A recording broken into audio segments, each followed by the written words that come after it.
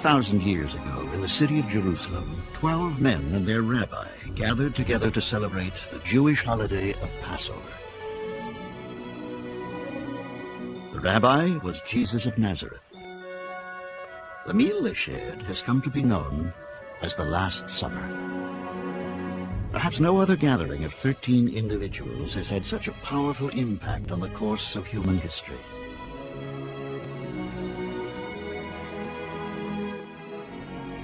Do we know the actual site where the Last Supper took place? Were there only men at this dinner? Or, as some suggest, were women present too?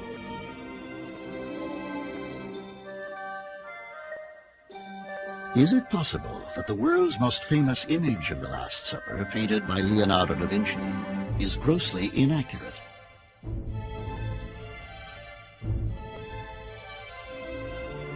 And why did Judas, one of Jesus' inner circle, betray him? These are but a few of the mysteries of the Bible.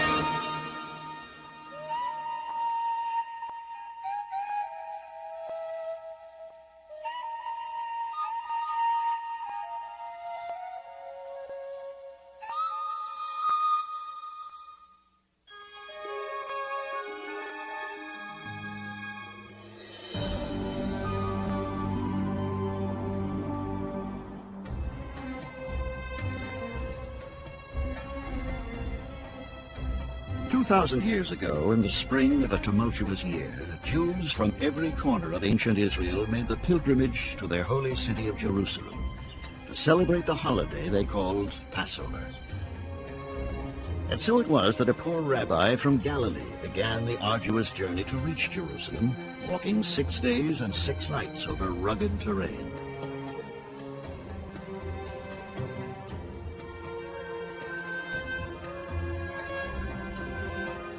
The name of the rabbi was Jesus of Nazareth.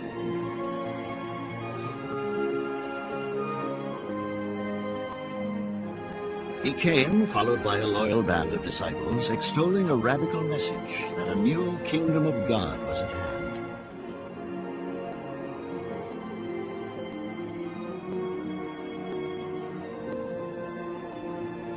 The momentous events of Jesus' final week leading up to the Last Supper may never be fully understood, for no eyewitness accounts exist.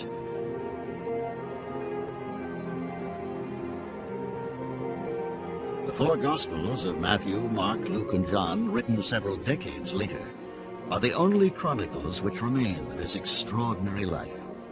They leave many baffling mysteries. What took place during the few brief hours of the Last Supper, which would forever alter the course of human history? Why, to share a simple meal with his disciples, did Jesus risk his life to enter a city occupied by hostile Roman legions?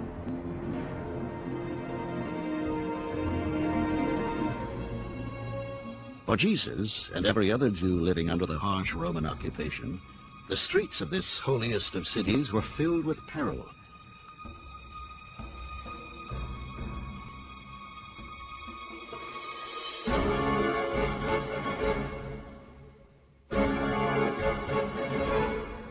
Under the rule of Julius Caesar, the mighty Roman Empire had expanded its power all the way across the Mediterranean to dominate the Middle East and ancient Israel.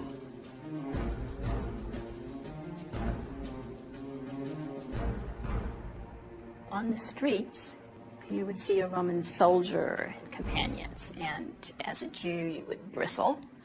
They represented really an occupying force. They were a constant reminder that the Jews were no longer an independent nation. Why, in a political atmosphere fraught with tension, did the Roman occupiers allow the Jewish people to continue to worship their one all-powerful God and observe a Jewish holiday which celebrated freedom over oppression?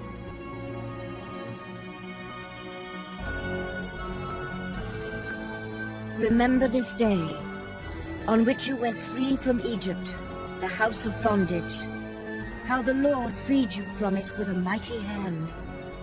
Exodus 13:13. With these words, the Hebrew Bible commanded the Jewish people to not only remember, but also to relive the experience of the Exodus, their dramatic flight from Egyptian bondage 1,500 years earlier.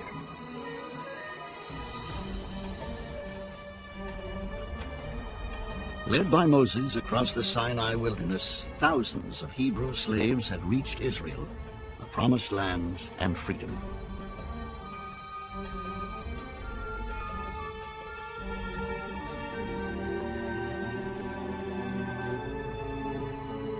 During the Roman occupation, an understanding had been reached with Jewish religious leaders, allowing the people to practice their faith under the watchful eye of Roman forces.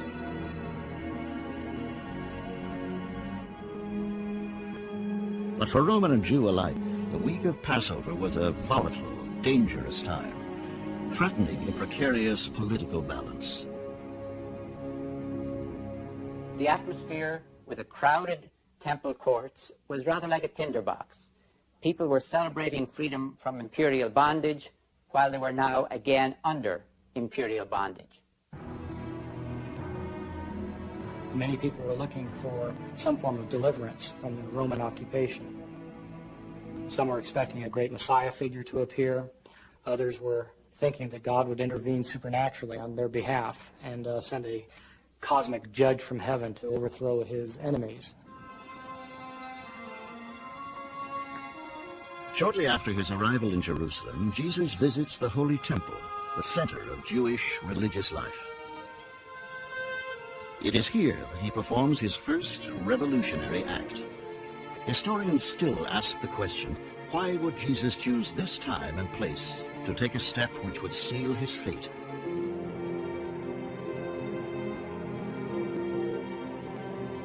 Jesus went to the temple and began to drive out all those who were buying and selling.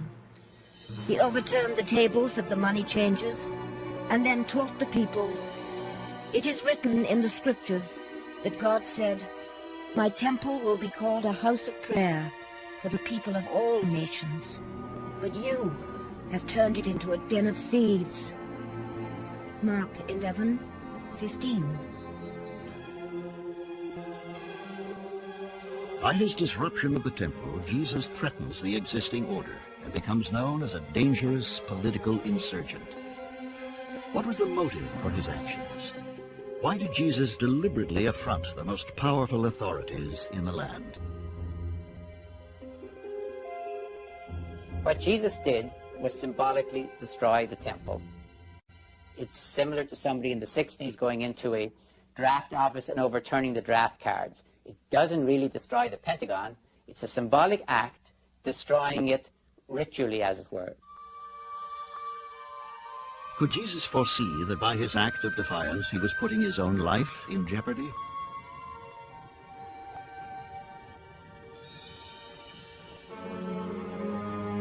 It was 2 days before the Passover and the festival of unleavened bread. The chief priests and the scribes were looking for a way to arrest Jesus and kill him. For they said, "Not during the festival, or there may be a riot among the people." Mark 14:2. As Jesus readies for the holiday of Passover, others plot a dark conspiracy.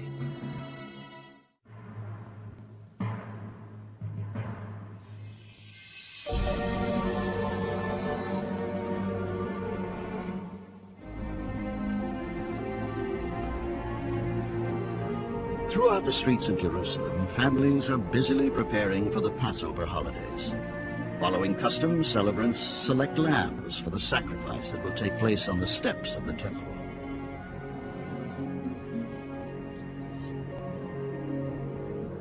It is in the midst of this holy occasion that a small group of conspirators hatch their plot.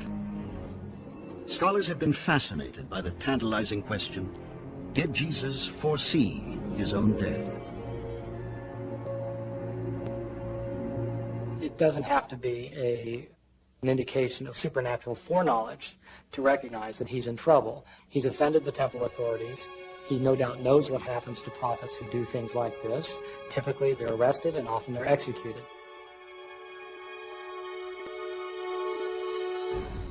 It is at this very moment that Jesus' destiny is being determined by an act that will go down in history as the most infamous betrayal of all time.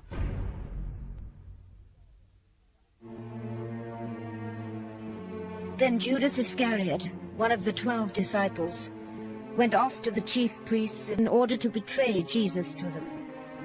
They were pleased to hear what he had to say and promised to give him money. Mark 14:10.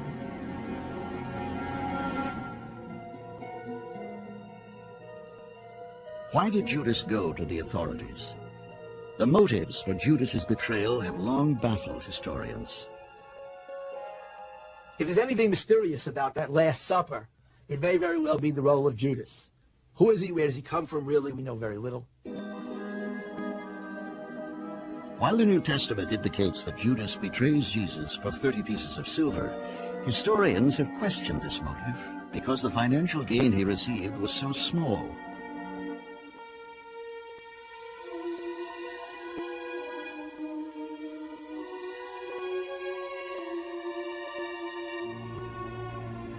Some scholars believe that Judas may have grown disillusioned with Jesus. It's possible that Judas expected Jesus to be the Jewish Messiah of traditional expectation, that he would take up the sword, rouse the troops, drive the Romans out of the land. When this didn't happen, that Judas became angry and out of frustration and bitterness turned Jesus over to the authorities. Although the temple authorities are armed with incriminating evidence against Jesus, surprisingly, they do not arrest him. Instead, they bide their time, waiting for the right opportunity.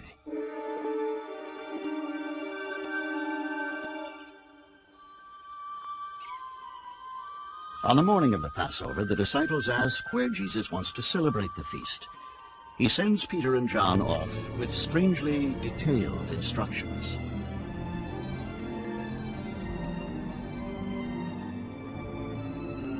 Go into town, and you will meet a man carrying a pitcher of water. Follow him, and say to the owner of the house to which he goes, the master says, where is the room for me to eat the Passover with my disciples? And he will show you a large, upstairs room. Mark 14:12.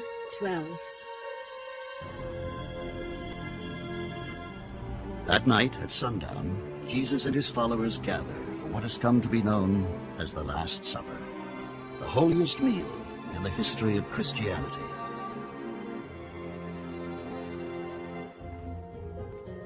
For nearly 2,000 years, historians have attempted to solve the mystery of exactly where this dinner took place.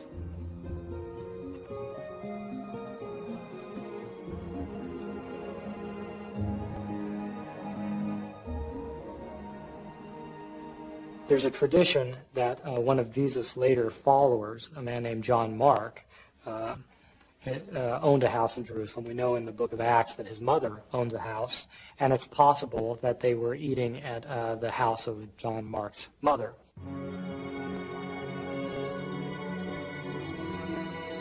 Archaeologists have excavated the age-old streets of Jerusalem, sifting through evidence, hoping to find proof that this house existed.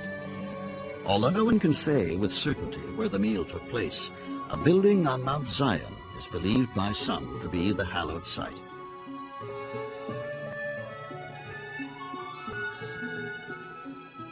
The Gothic building that stands on this spot dates from the 12th century, but at one time an ancient dwelling occupied this site. Could this be the actual place where Jesus and his followers gathered for his last meal?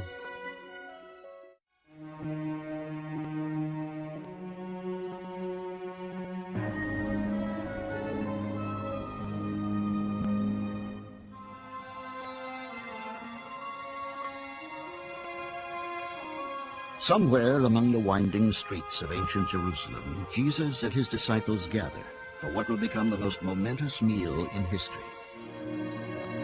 The event has haunted the human imagination for nearly 2,000 years. To this day, scholars are still struggling to reconstruct what actually happened in that room.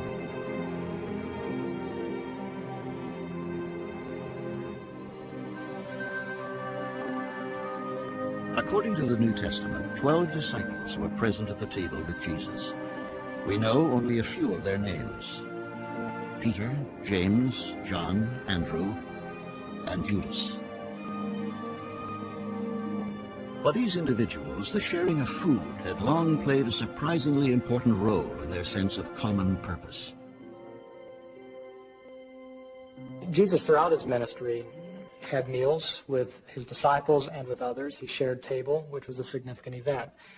In the ancient world, sharing a meal with a person indicated a level of equality that you would have with the person. It wasn't just a matter of eating together, it was more of a social, almost a spiritual occasion.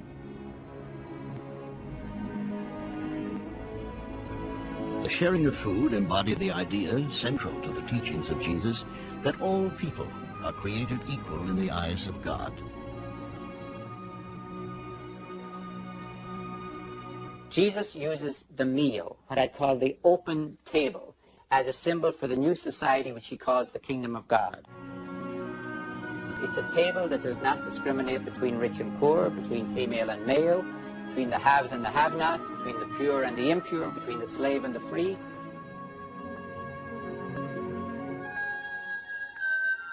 For Jews like Jesus and his companions, this night held a profound religious significance. For this was the Passover meal, or Seder, commemorating the Jewish liberation from Egyptian bondage.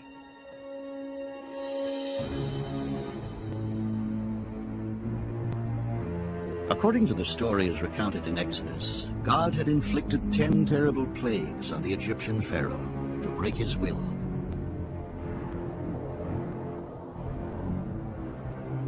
During the 10th, most destructive plague, the killing of the Egyptian firstborn, God instructed the Israelites to mark their doors with lamb's blood.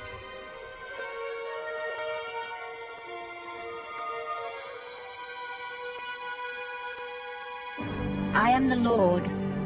The blood on the doorposts will be a sign to mark houses in which you live. When I see the blood, I will pass over you and will not harm you when I punish the Egyptians. Exodus 12:12.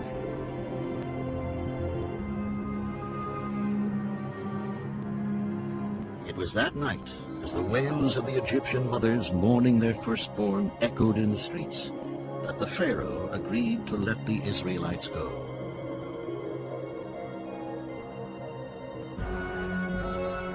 Moses was finally able to lead his people out from centuries of bondage, across the Red Sea, towards their promised land.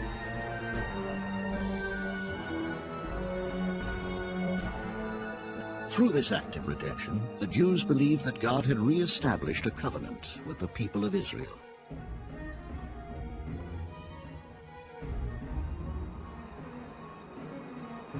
While most scholars agree that Jesus and his companions had gathered to commemorate the flight from Egypt, the most fundamental questions about that final meal remain unanswered.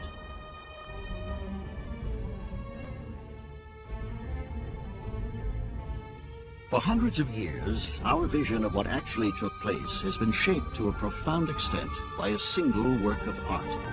Considered by many to be the world's most famous religious painting, this image, painted by Leonardo da Vinci in the late 15th century, still graces the wall of a monastery in Milan.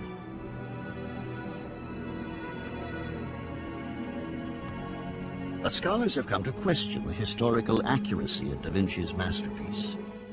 Who among Jesus' companions actually attended the dinner? And how were they seated?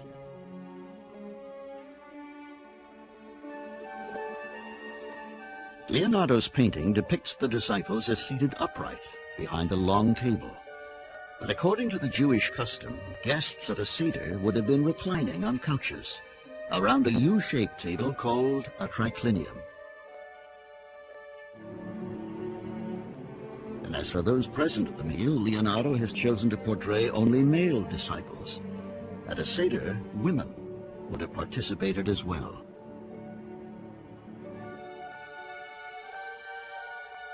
Women were among the disciples.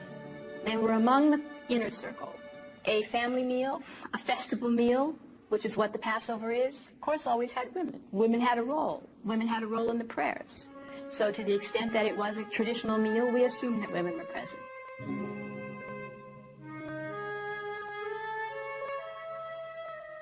Is it possible that women sat at the table with Jesus at this holiest of meals?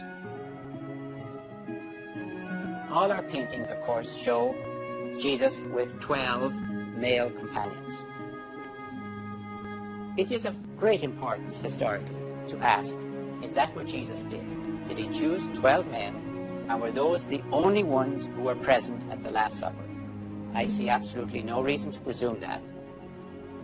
The companions of Jesus were women and men at whatever final gathering there was. Even the assumption that 12 individuals attended the dinner has come under scrutiny. Some scholars suggest that the number 12 was used simply because of its symbolic meaning.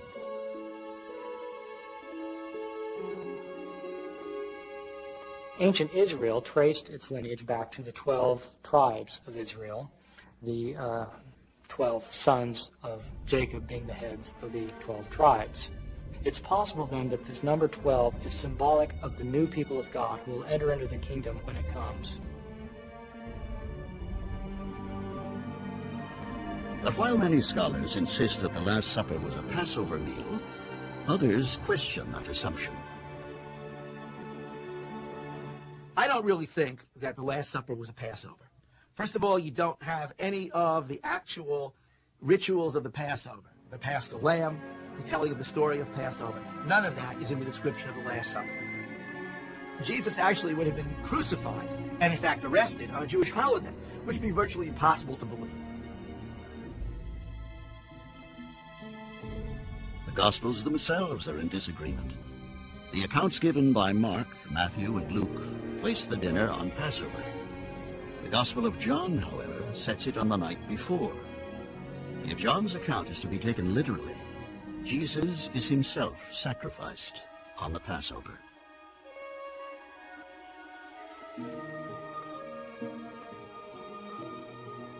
Basically, what that means is that John wants to say to us that Jesus is the Paschal Lamb. That's the way he understands the symbolism of Jesus and the death of Jesus. With so many mysteries surrounding these few brief hours, scholars agree on one fact. Jesus was betrayed by one who sat at his own table. Did Jesus know by whose hand he would die?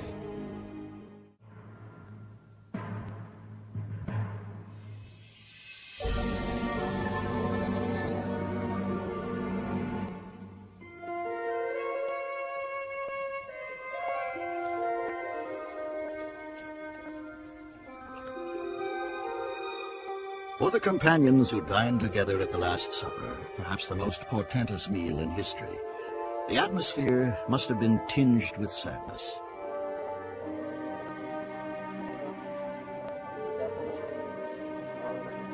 Did they sense the stark reality of death so close at hand? Scholars have long wondered, how did Jesus and his disciples choose to spend these last few precious hours?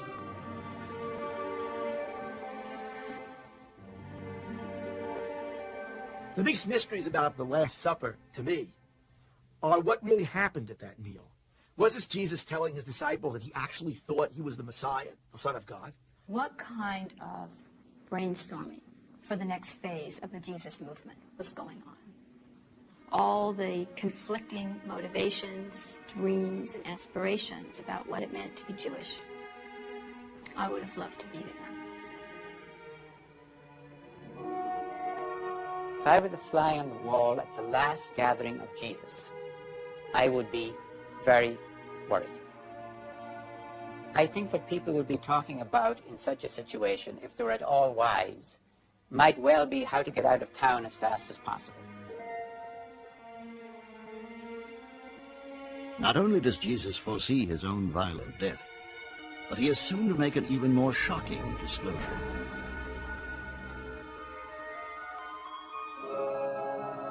While they were at the table eating, Jesus said, "I tell you that one of you will betray me, one who is eating with me." And they began to be sorrowful, and to say unto him one by one, "Is it I?" Mark 14:19. Even as his followers search their souls, is it possible that Jesus already knows the identity of his betrayer?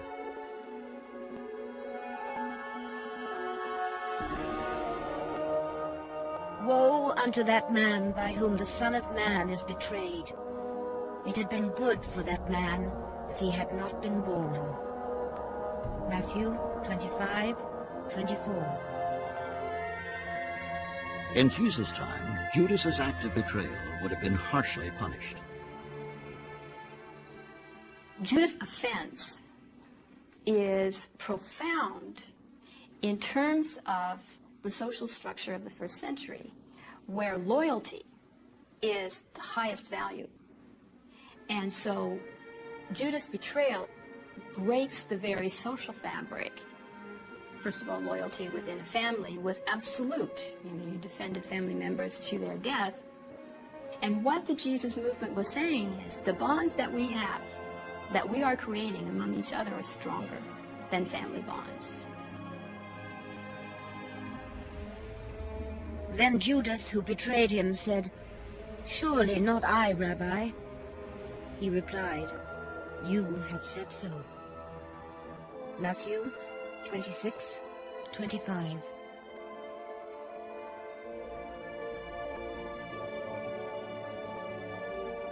After this fateful confrontation with Judas, according to the Gospels of Matthew, Mark, and Luke, Jesus takes up the remaining bread and distributes it among his disciples. This simple gesture will hold a profound meaning, which will echo throughout the centuries. The disciples partake of the bread. Jesus reaches for a cup of red Passover wine. According to custom, it has been diluted, 2 parts of water to 1 of wine. He again offers thanks and passes the chalice among his disciples. Jesus uses the moment in the breaking of the bread and the sharing of the cup to say this is what's going to happen to him. He's going to give his life, his body, and his blood, his very life, for the many. With these few words, in which bread and wine are symbolically offered as the body and blood of Jesus, the sacrament of Holy Communion came into being.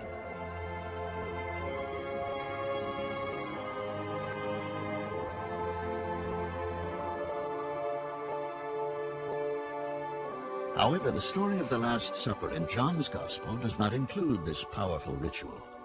Instead, it records another profound symbolic act, inexplicably omitted from the other 3 Gospels. Jesus gets down on his knees like a slave. In fact, probably even like a woman slave, gets down on his knees and washes the feet of his disciples.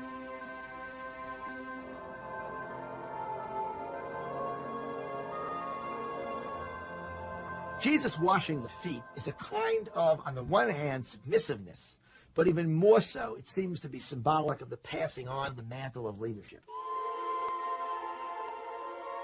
What is the message that Jesus, with this simple act of humility, is attempting to convey?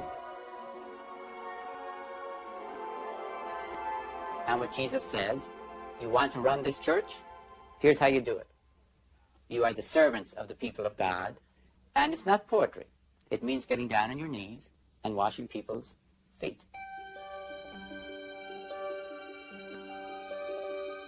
The events between the night of the Last Supper and the day of the crucifixion would become known as the Passion of Jesus.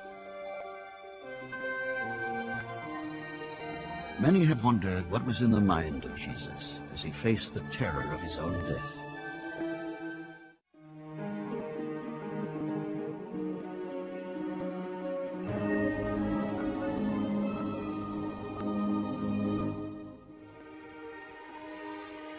As Jesus steps into the cool of the spring night, he is aware that his death is close at hand.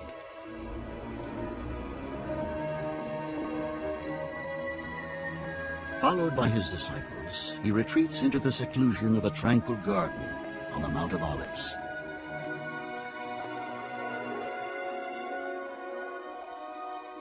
Then Jesus went with his disciples to a place called Gethsemane, and he said to them, "Sit here while I go over there and pray."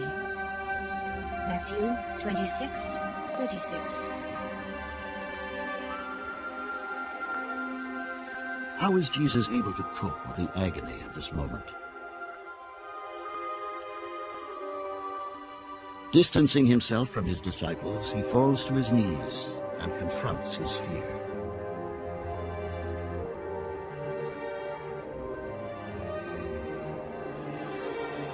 My Father, if it is possible, let this cup pass from me.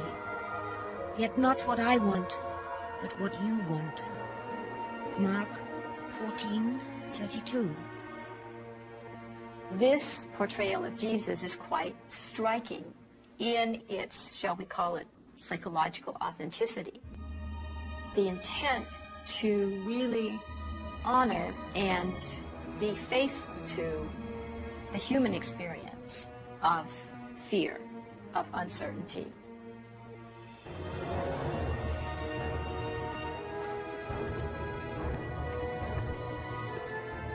The clank of Roman weapons shatters the stillness of the night.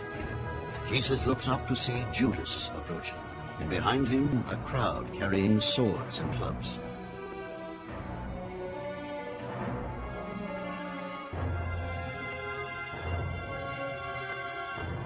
As soon as Judas arrived, he went up to Jesus and said, "Rabbi," and kissed him. So they arrested Jesus and held him tight. Mark 14:45.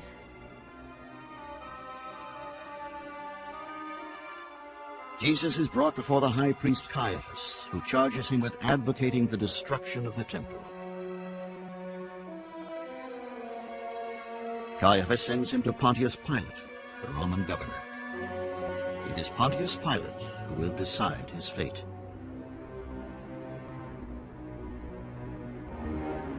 "Are you the king of the Jews?" he asked. "So you say," answered Jesus. Matthew 27:11. One of the mysteries that surrounds Jesus' final days is that he never publicly proclaims himself to be King of the Jews.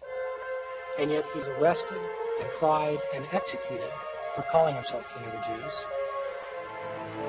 Jesus is sentenced to death by crucifixion, the Romans' principal means of execution.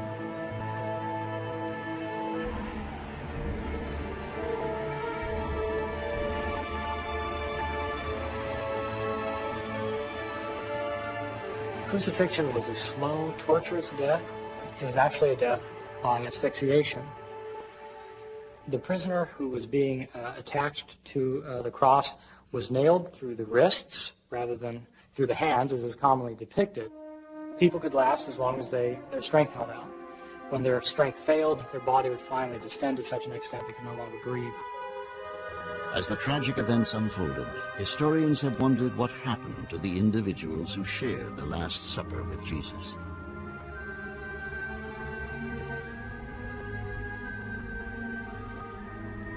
The evidence is that the male disciples, at least of Jesus, ran. I do not mock them for that. I think I probably would have done the same. But it's crucially important to distinguish between losing your nerve and losing your faith. It's one thing to run, and it's another thing to keep running. They didn't keep running. That's what's important. They got out of town, but they didn't lose their faith.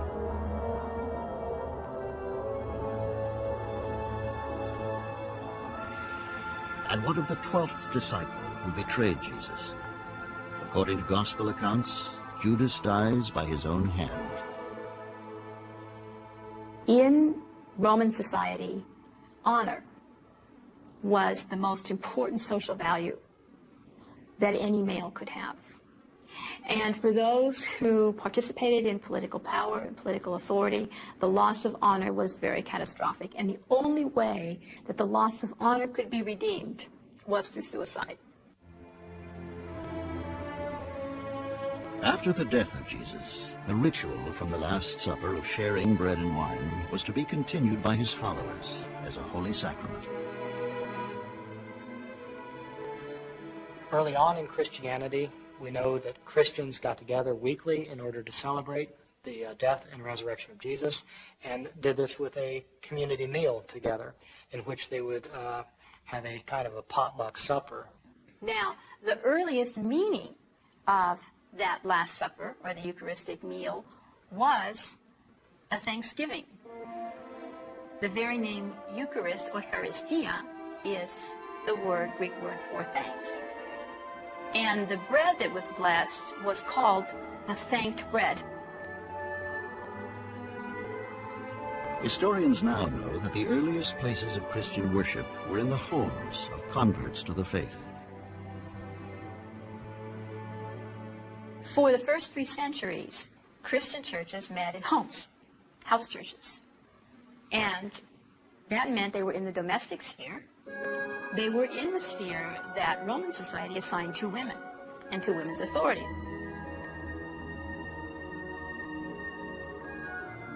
The age-old power struggle between men and women seems to have surfaced over the question of who should preside over the communal meal of the Eucharist.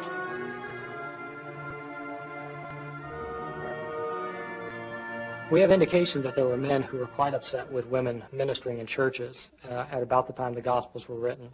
And there was certainly a movement afoot in order to keep women silent in the churches by the end of the 1st century. By the end of the 3rd century, worship was taken out of the home and moved to public reception halls called basilicas. Under the leadership of male priests, the meal disappears, and the elements of bread and wine become the central ritual. What you have is that authority is now becoming attached to the person who presides over that Eucharistic meal. And then that becomes a way of separating the leadership from the rest of the people.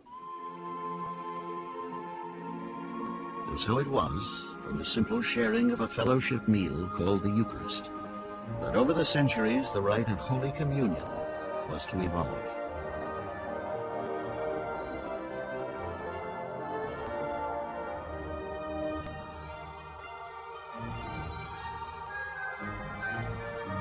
But above all, the most pervasive impact that the Last Supper has had on the lives of millions upon millions has been the understanding of the new covenant with God that Jesus was proposing.